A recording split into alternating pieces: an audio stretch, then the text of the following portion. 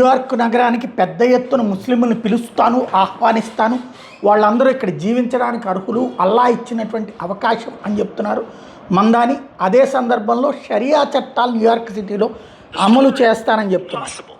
If we remove the three poisons of desire, hatred, and ignorance from our daily lives, we need not accept suffering as unchangeable.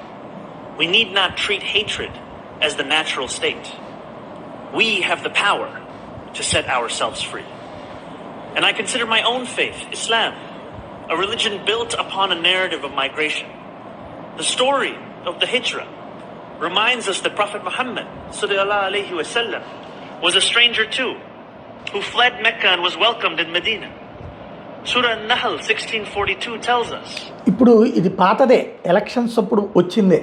కాకపోతే ఇక్కడే సందేహం ఏంటంటే ముస్లింలందరినీ తీసుకొస్తాను, అల్లా కూడా అట్లాగే వచ్చారు అన్నటువంటిది, ఏదైతే ప్రవక్త అలాగే వచ్చారు అన్నటువంటి పాయింట్ని మెన్షన్ చేస్తే ఒక చోట నుంచి ఇంకో చోటకి వెళ్ళారు అన్నటువంటిది.